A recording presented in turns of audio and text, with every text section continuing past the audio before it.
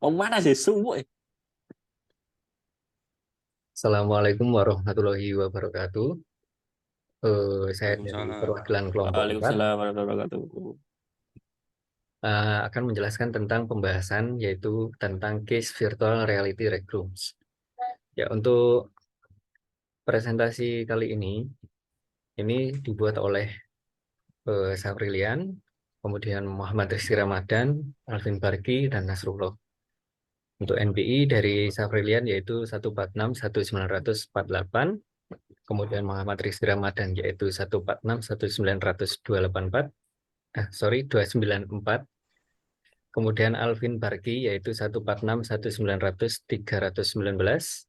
Kemudian Nasrullah yaitu 146 220 12. Oke, untuk tentang pembahasan pertama yaitu latar belakang. Di sini virtual reality rec rooms adalah konsep yang menggabungkan teknologi realitas virtual atau VR dengan pengalaman rec rooms. Sebuah rec room adalah tempat di mana orang dapat membayar untuk memecahkan atau menghancurkan barang-barang dengan tujuan untuk melepaskan stres atau marah, seperti membanting meja, memukul kaca, atau yang selain sebagainya. Kemudian, apa saja tujuan dari VR rec rooms diciptakan? Yang pertama yaitu stress relief. Ini memberikan wadah untuk melepaskan ketegangan atau stres dari pengguna agar dapat merasakan sensasi yang melepaskan emosi negatif tanpa menyakiti diri sendiri atau orang lain selama ada di virtual reality. Kemudian yang kedua itu adalah untuk hiburan. Menyediakan hiburan yang unik dan inovatif bagi mereka yang mencari pengalaman baru dalam virtual reality. Ini bisa menjadi cara menyenangkan untuk bersantai dan menghibur diri. Nah, seperti itu. Kemudian untuk materi selanjutnya akan dibahas oleh rekan saya, Alvin Bargi. Silahkan. Siapa yang bertanggung jawab? Tanggung jawab atas perilaku kekerasan atau tindakan agresif yang dilakukan oleh pengguna setelah menggunakan virtual reality atau VR, range room yang kompleks dan tergantung pada sejumlah faktor. Kemudian selanjutnya, tanggung jawab pengembang dan pemilik bisnis. Yang pertama, pemilik bisnis atau operator VR Rec Room memiliki tanggung jawab untuk memberikan pengalaman yang aman dan mengikuti semua regulasi yang berlaku.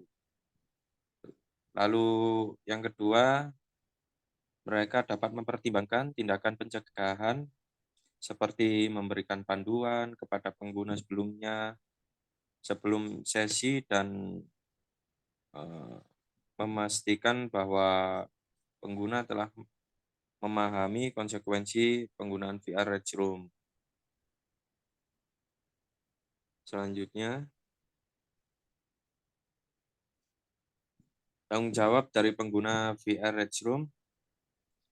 Yang pertama, pengguna memiliki tanggung jawab pribadi atas tindakan mereka sendiri.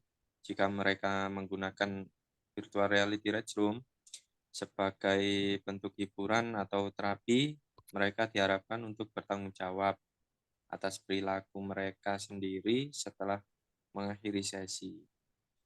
Lalu yang kedua, pengguna akan menerima hukuman jika melakukan kekerasan di real life sesuai dengan regulasi hukum yang berlaku, sesuai tindakan.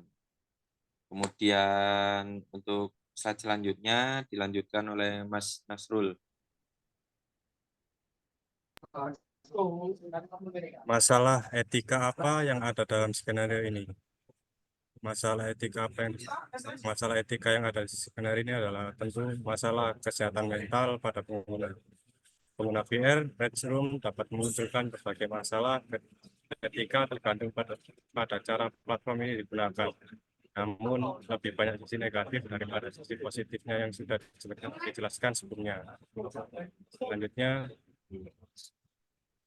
masalah etika yang kemungkinan besar muncul, yaitu kesehatan mental pengguna.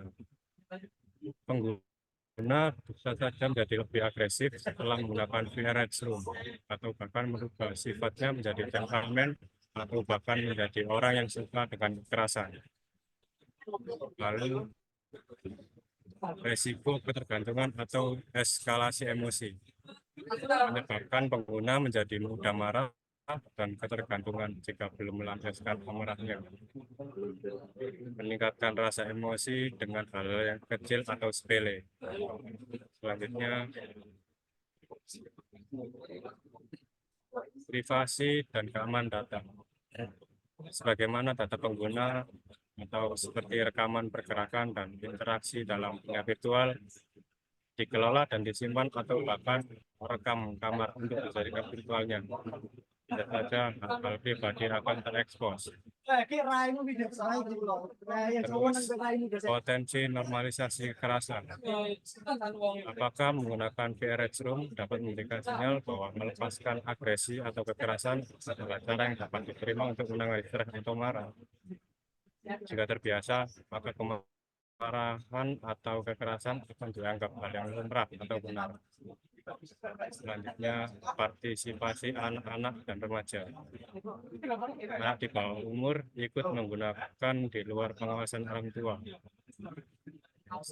Selanjutnya, saya serahkan kepada Mas Syafrilian. Ya, terima kasih atas Saudara Nasrullah. Nah, untuk yang berikutnya yaitu aspek etika yang disorot. Yang pertama, hak, yaitu penting untuk memastikan bahwa hak privasi dan hak pengguna dihormati. Pertimbangan etika hak juga melibatkan hak pengguna untuk tidak terpapar pada konten yang dapat merugikan secara mental atau emosional. Ya, kemudian yang kedua yaitu keadilan. Keadilan mengacu pada distribusi sumber daya dan manfaat yang adil. Harus dipertimbangkan apakah VR Red Room dapat diakses oleh berbagai kelompok masyarakat dan apakah ada langkah-langkah untuk mencegah potensi diskriminasi. Yang ketiga yaitu keadilan. Utilitarianisme menilai tindakan berdasarkan sejauh mana tindakan tersebut menghasilkan kebahagiaan bersih atau kebahagiaan bagi masyarakat secara keseluruhan. Penting untuk mengevaluasi dampak positif dan negatif dari penggunaan VR Room. Ya, selanjutnya yang keempat yaitu kebajikan. Kebajikan menilai tindakan berdasarkan prinsip-prinsip moral dan nilai-nilai yang dijunjung tinggi dalam masyarakat. Pertimbangan etika kebajikan melibatkan evaluasi terhadap apakah penggunaan VR Room mendukung nilai-nilai moral yang dianggap baik. Yang kelima yaitu kebaikan bersama, yaitu menekankan pada kontribusi positif terhadap kesejahteraan masyarakat secara keseluruhan.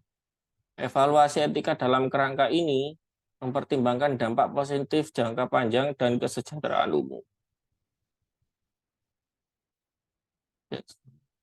Ya, sekian terima kasih dari presentasi kelompok 4. Apabila ada kesalahan dalam pengetikan atau secara sengaja maupun tidak sengaja, kami ucapkan terima kasih yang sebanyak-banyaknya. Wassalamualaikum warahmatullahi wabarakatuh.